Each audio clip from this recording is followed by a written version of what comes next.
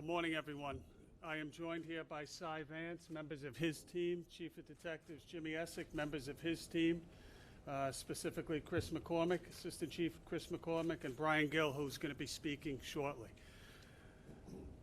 Earlier today, members of the NYPD and our partners took into custody across multiple states 4 individuals, and the proceeds, some of the proceeds are laying here in front of you. I'd like to thank the U.S. Marshals, the ATF, the Manhattan DA's office, our critical partners on this case, and all the members of the gun violence team that worked on this case. This case started over a year ago with a field intelligence sergeant doing some darn good police work. It grew to what you see on the table before you here today. And before I turn it over to Cy, while we take pictures of these guns, and we've been in this room before doing these cases, I don't see guns on this table. What I see is victims. I see kids gunned down in the street. I see mothers standing at funerals. I see Jackie Rowe Adams in Harlem a couple weeks ago, reliving what she's gone through, and that nightmare play out over and over again.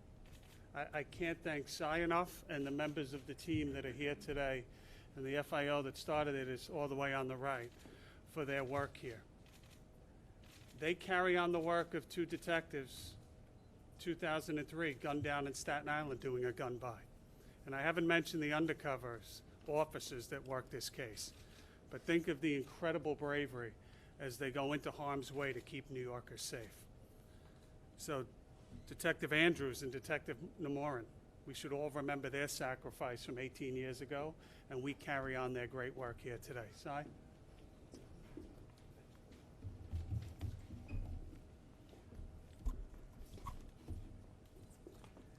Thank you, Dermot. Good morning, ladies and gentlemen. Thank you for joining us here today. And I'm very honored to be here, Dermot, with Jimmy Essick, as well as all the members from the Firearms Suppressions Unit and the great detectives and undercovers who worked this case. For my office, I would like to introduce Chris Prevost to my left, who's head of our Violent Crimes Enterprises Unit, or what we call VCEU, and Jamie Kleidman, an assistant district attorney who was responsible for putting this case into the grand jury and investigating the case with the NYPD. This will be probably my last press conference as district attorney on the issue of gun violence. And I, like Dermot, approach this morning and this moment with these guns with a recognition that our country has absolutely failed from a legislative perspective to do what it needs to do to prevent guns like these so easily flowing from other states into New York and unfortunately killing or injuring our neighbors. But today's indictment is the latest effort by our office working with the NYPD to do something about it in the way that we can. Gun violence has been a steady focus of our office with the NYPD since I've been district attorney. Since we formed VCEU in 2010, from that unit alone, we have produced 42 indictments against gun traffickers, separate indictments, involving 123 traffickers, removing just from this unit alone with the NYPD more than 1,800 illegal guns from our streets. This has been a steady and relentless focus of our office, and we are still going to maintain that focus for as long as I'm district attorney, and I know my successor will do so as well.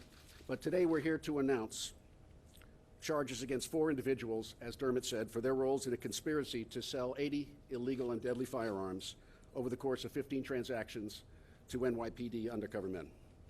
In total, these defendants have been indicted and are charged with 141 criminal counts, including conspiracy, criminal sale of a firearm, and criminal possession of a weapon. Now, the top charge for these individuals is criminal sale of a firearm in the first degree, which in New York State is a B felony, which carries a maximum potential sentence of 25 years in prison. As I said, and Dermot referenced, these charges follow a proactive joint investigation between ourselves and the NYPD Firearms Investigation Unit, employing undercover buys, court-authorized wiretaps, and other investigative techniques that have to be used in order to make these kinds of cases.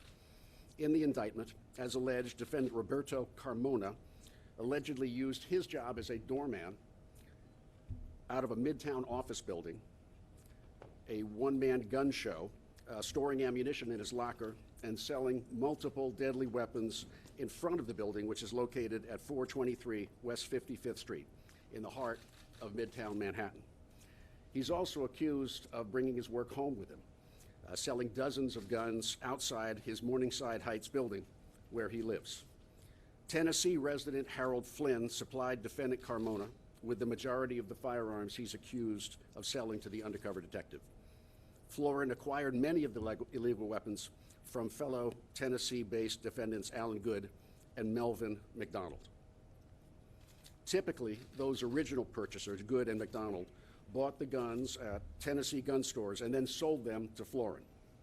Carmona, the Midtown doorman, then drove down to meet with Florin in Virginia, Tennessee, and New Jersey to pick up these weapons.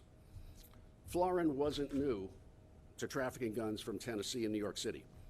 In a homicide case which my office is prosecuting, Sterling Stewart is charged with murder in the second degree, among other charges, for allegedly shooting Darnell Brown, execution style, in front of an 8-year-old boy in April of 2020 on First Avenue and 101st Street.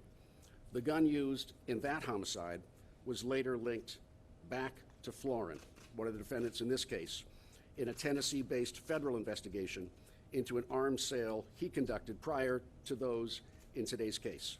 In fact, Florin knew he was under investigation by the feds when he sold the guns in our case. From January until September of this year, Carmona personally sold 80 firearms to the undercover detectives, ranging in prices from $500 to $3,700 per firearm. And in total, they trafficked, as you can see, most of those guns on this table, 63 semi-automatic pistols, 11 revolvers, 2 operable assault rifles, 2 rifles, 1 sawed-off shotgun, a shotgun, and I understand 26 rounds of ammunition. And I'm not sure, Commissioner, whether the guns recovered during the search warrant are on top of the 80 or included in the 80, on top of the 80. Carmona has been taken into custody, thanks really to the great work of the NYPD and its courageous undercover detectives, who also recovered additional firearms, as I said. He was arraigned this morning in front of Judge Ann Schertzer, and he was remanded. The other 3 defendants have also been taken into custody and are awaiting extradition, Florin and McDonald in Tennessee and Good in Florida, where he was arrested on vacation. Each of these men will be vigorously prosecuted by our office. Now, as today's indictment shows, not even a global pandemic is stopping the flow of guns from southern states into New York City. Earlier this morning, the Giffords organization, an organization led by former Congresswoman Gabby Giffords, installed a gun violence memorial in Battery City, featuring 1,050 vases, each for one New York State resident they calculated died as a result of gun violence last year. Now, our office and our partners will do everything we can to help organizations like the Giffords organizations and